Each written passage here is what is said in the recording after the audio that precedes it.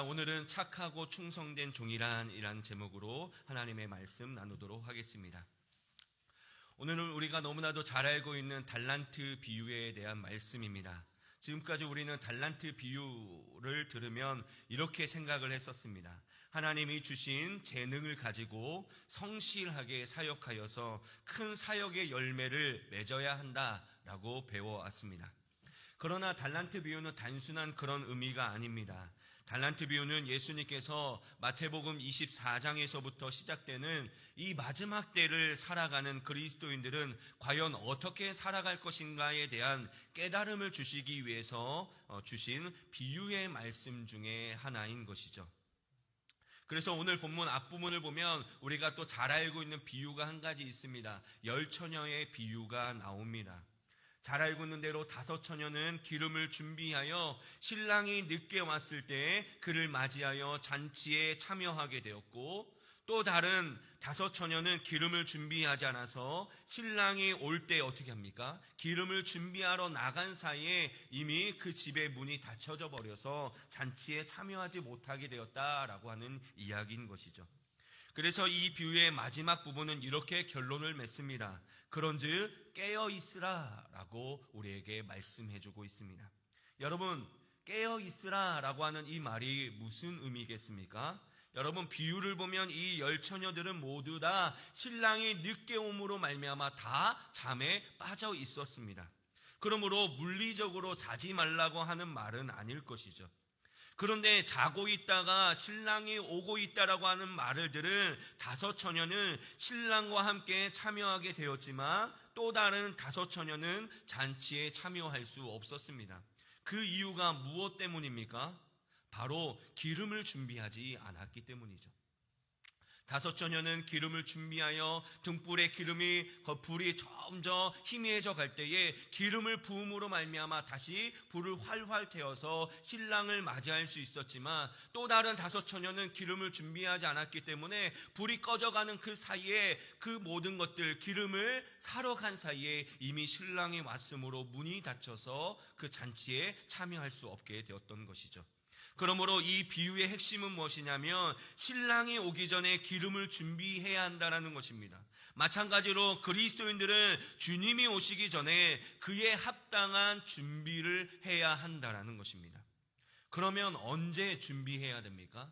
과연 신랑이 올 때 언제 준비해야 됩니까? 신랑이 오기 전에 한 20분 전에 온다라고 연락을 딱 주면 그때 딱 기름을 사서 준비하면 될 텐데, 그런데 오늘 성경에는 뭐라고 되어 있습니까? 그 날과 그때는 아무도 모른다라고 말하고 있기 때문에 사실 우리가 언제 준비해야 되는가라고 할 때에 우리는 매일 준비해야 합니다.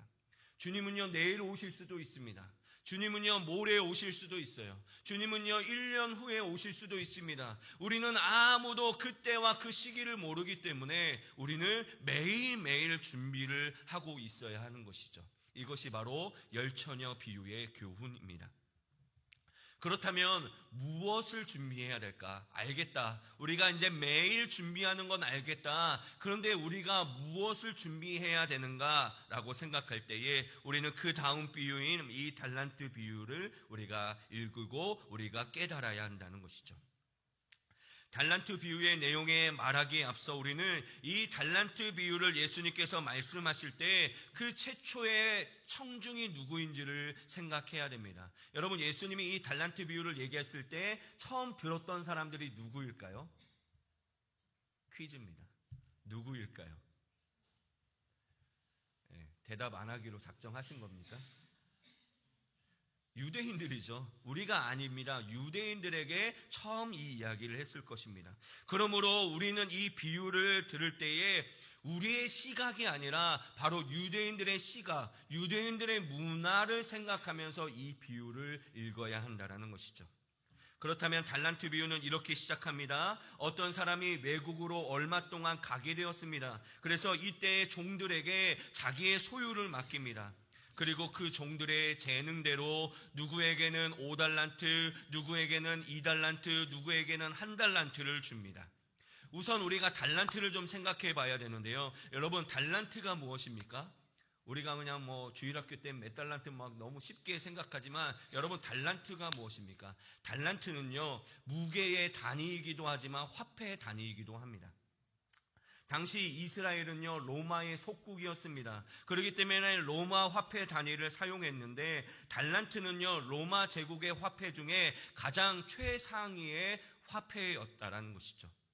달란트 다음으로 가치가 있는 화폐는요 누가복음 19장에 나오는 미나라고 하는 화폐의 단위고요. 그 다음은 데나리온이라는 화폐입니다. 여러분 데나리온 많이 들어보셨죠? 그리고 그 다음의 화폐는 아사리온이라고 되어 있고요. 그 다음은 고들란트, 그리고 마지막으로 최하위의 화폐는 무엇이냐? 렙돈이라고 하는 화폐입니다. 우리가 과부의 두 렙돈 들으셨죠? 지극히 작은 돈이라고 표현하고 있는데 이 렙돈이라고 하는 단어가 최하위의 화폐였다라는 것입니다.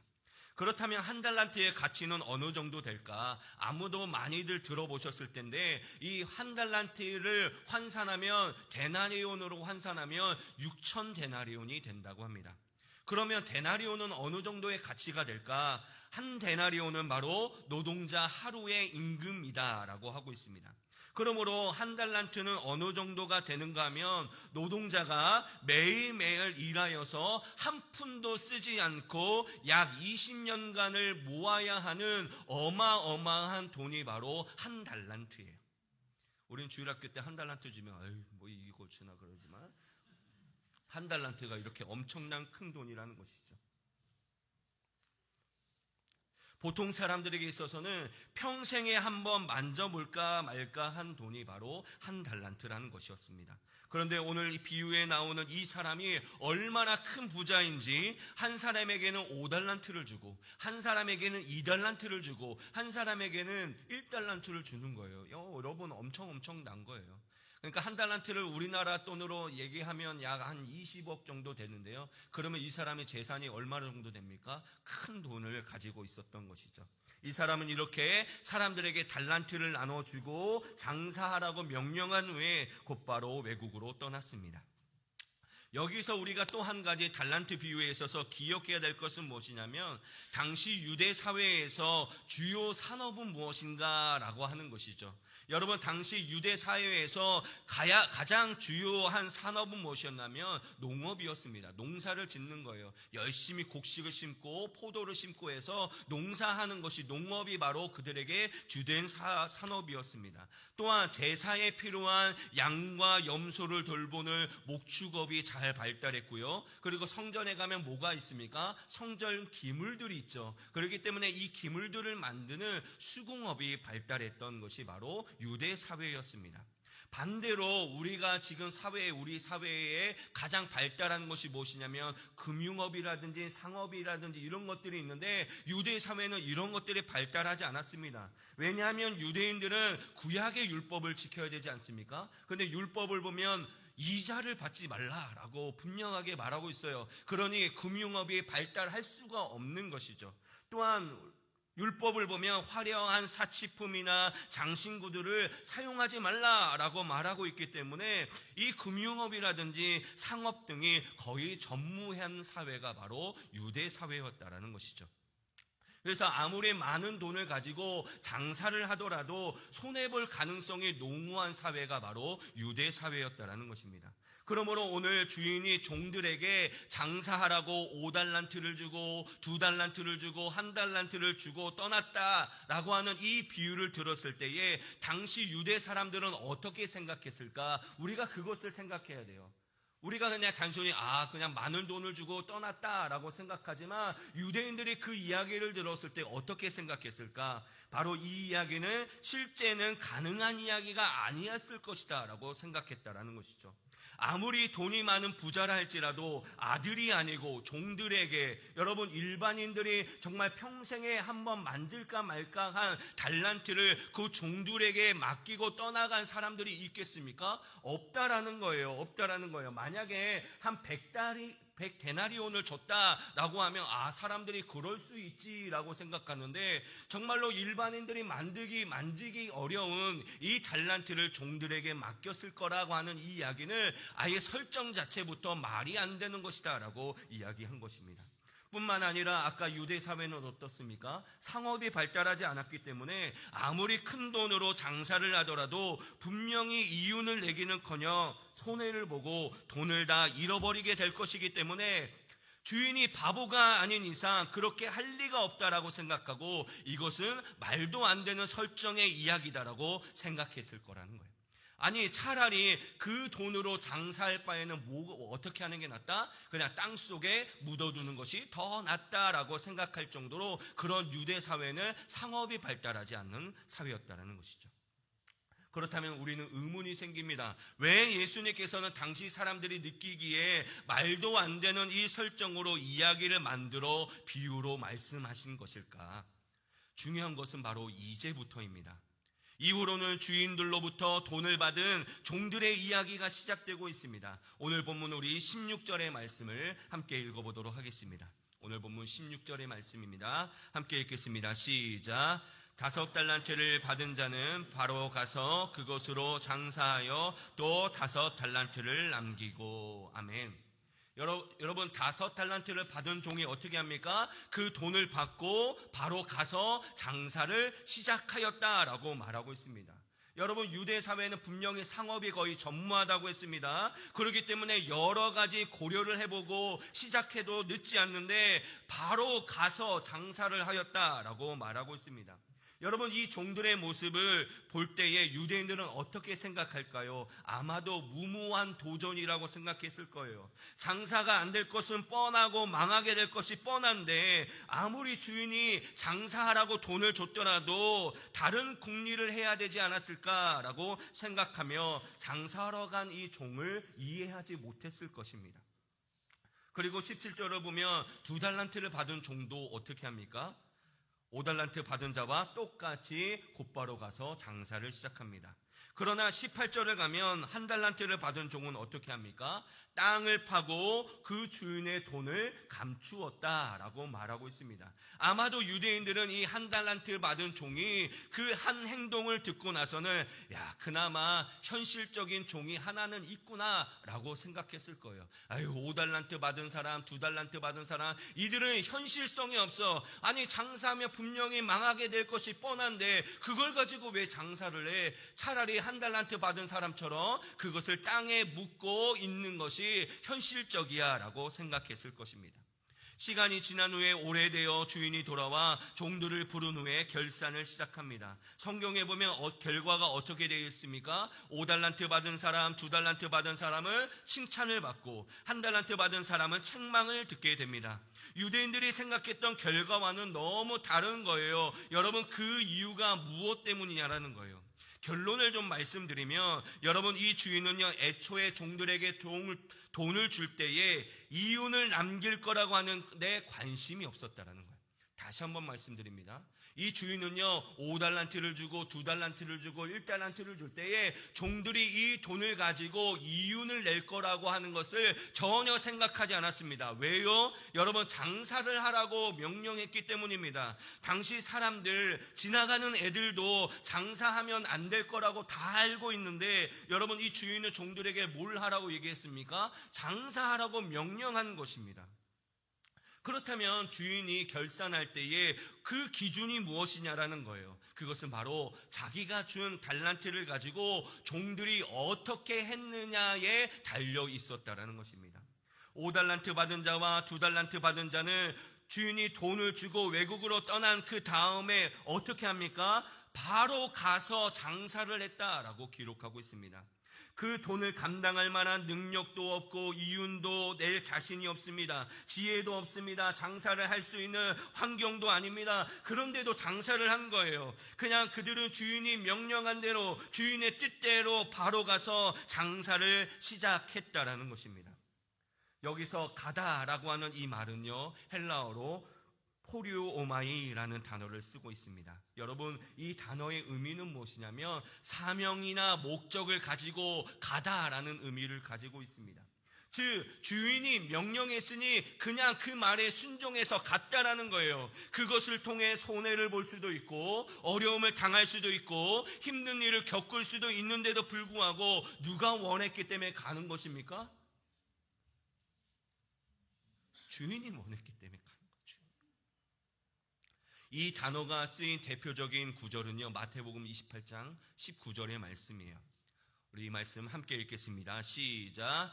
그러므로 너희는 가서 모든 민족을 제자로 삼아 아버지와 아들과 성령의 이름으로 세례를 베풀고. 아멘.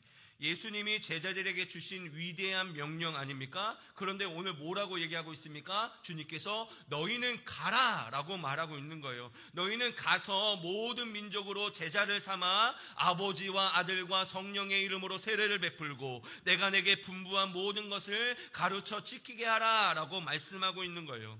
여러분, 예수님이 우리에게 가라라고 말할 때에 우리가 누군가를 제자 삼을 만한 능력과 지혜가 있어서 우리 보고 가라고 하시는 것이 아닙니다.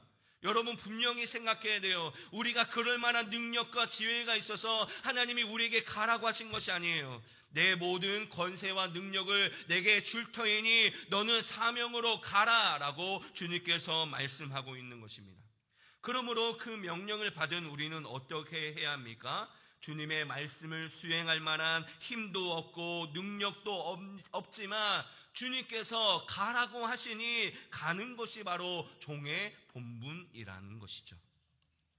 또한 주목해야 될 이들의 모습은요, 바로라고 하는 이 말입니다.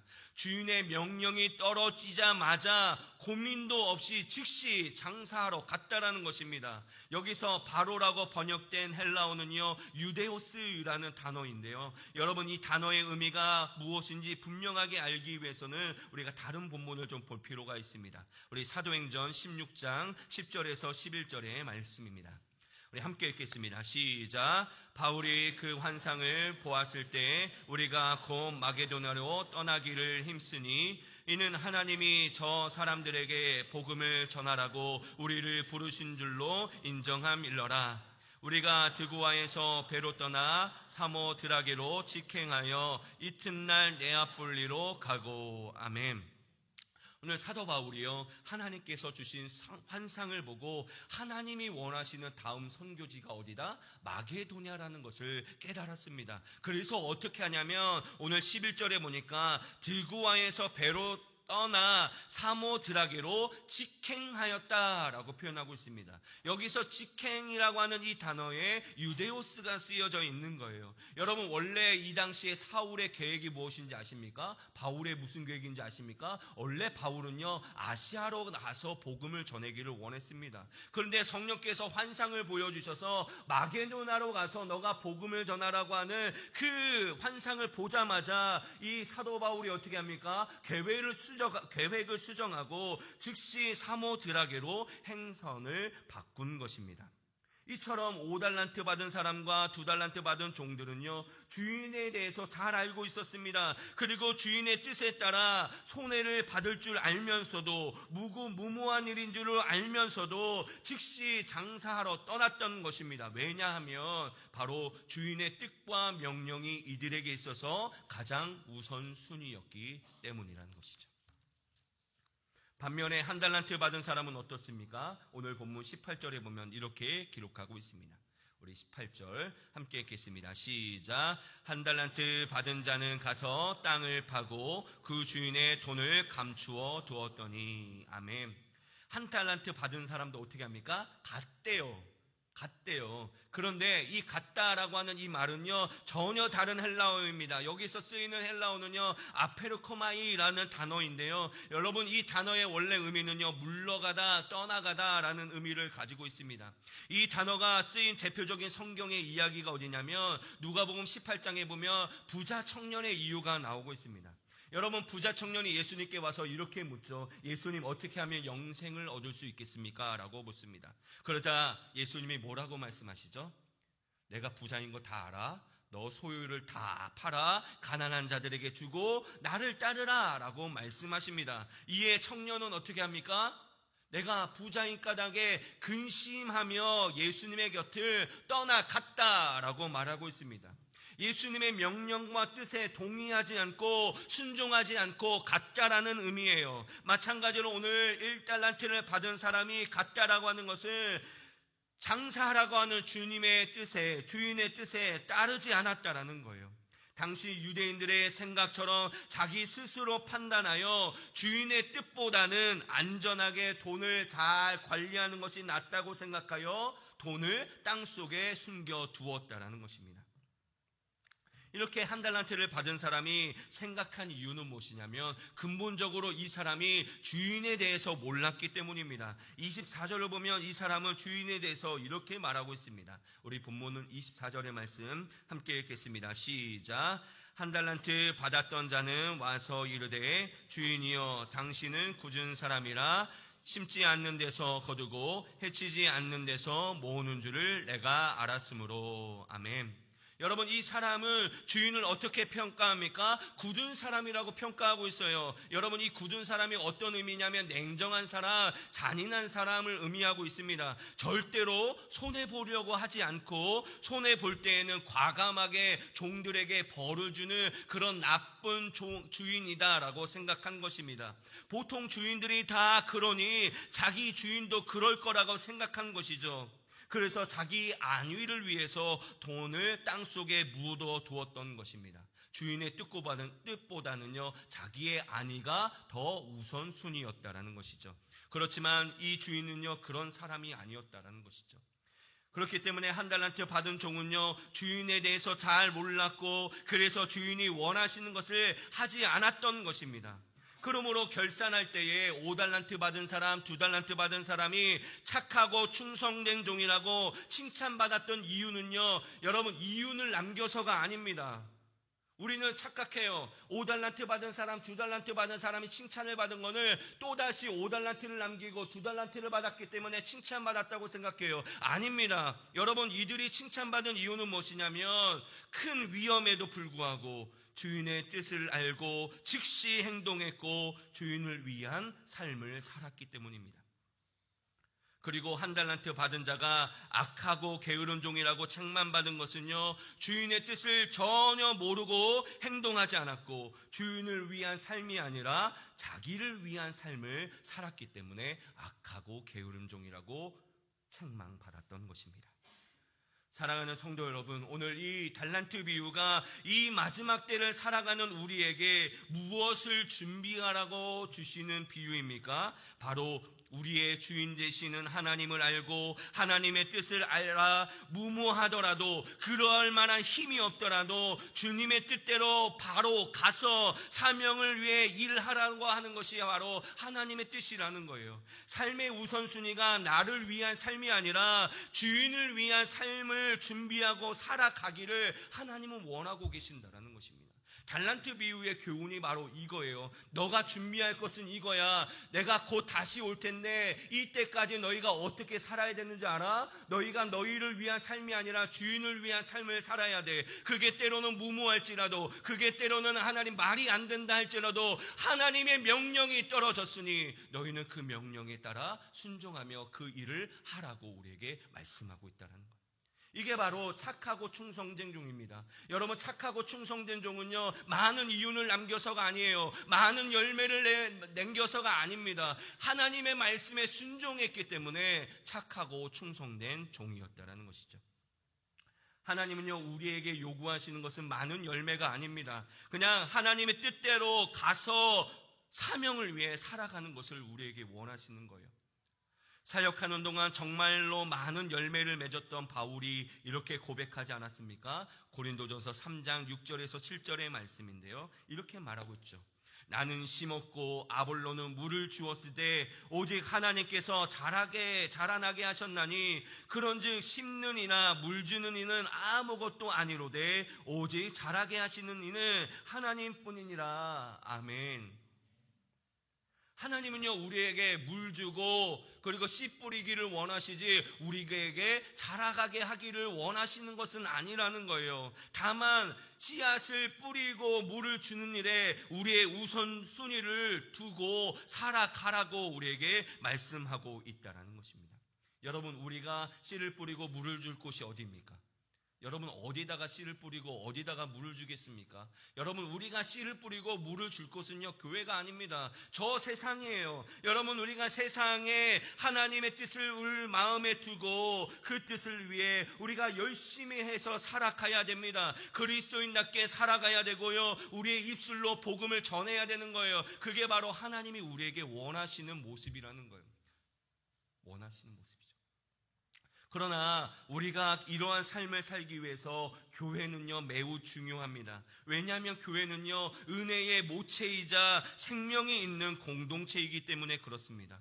교회가 우리에게 그런 하나님의 생명을 공급하지 못하면 우리는 절대로 하나님의 뜻을 최우선할 수 있는 삶을 살아갈 수가 없게 되는 것이죠. 그러므로 우리가 1차적으로 우리가 가장 먼저 잘해야 되는 것이 무엇입니까? 바로 교회를 세워가야 하는 것이죠.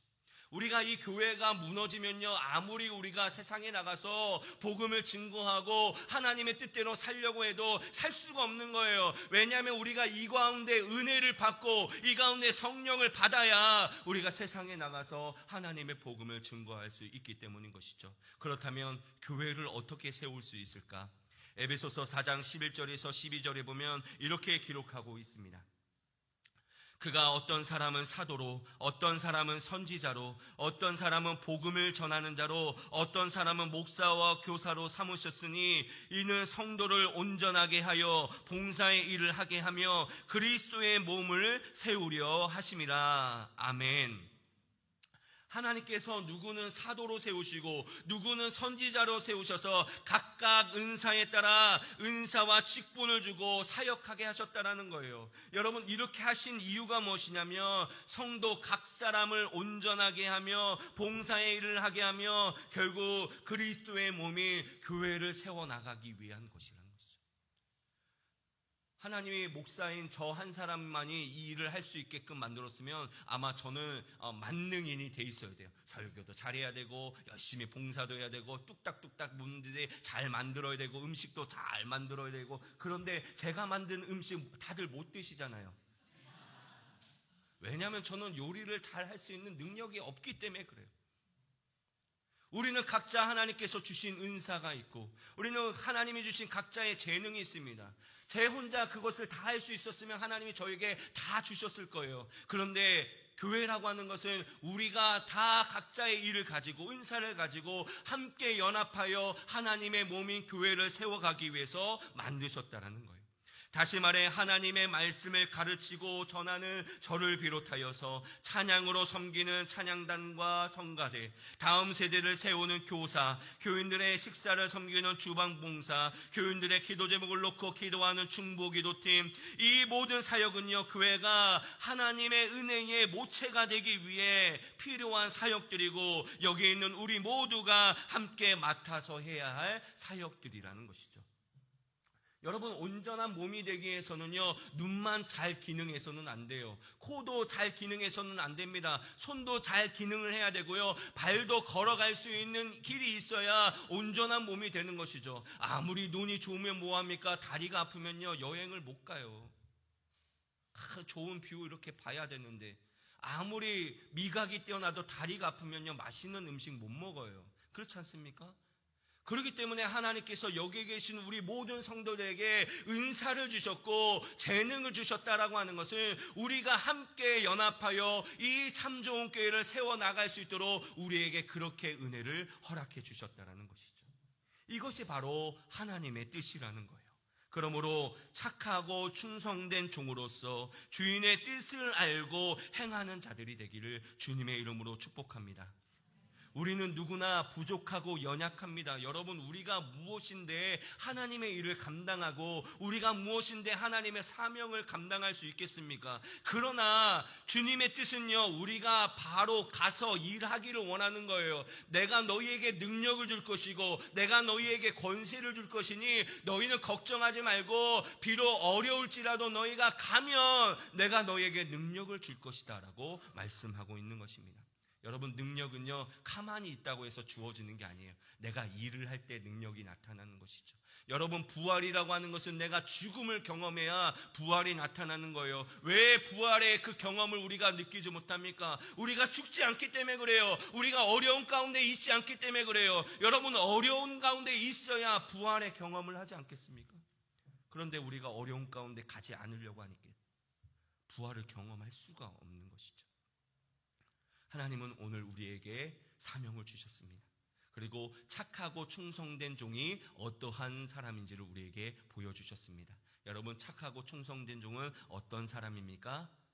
손해를 볼 감수를 하더라도, 때로는 무모하다 할지라도 주님께서 명령하셨으니 그 일을 하는 것이 바로 착하고 충성된 종입니다. 그럴 때에 하나님께서 오늘 5달란트를 받은 자에게 5달란트를 남기고 2달란트를 받았던 자에게 2달란트를 남기고, 여러분, 유대 사회에서는 이럴 일이 없는 일인데 하나님이 은혜를 주시니 5달란트를 더 남기고 2달란트를 더 남기는 일이 일어났다는 것이죠. 그러므로 우리는 하나님을 믿고 이 사역을 열심히 해나갈 수 있는 우리 사랑하는 착하고 충성된 종들이 되시기를 주님의 이름으로 축복합니다.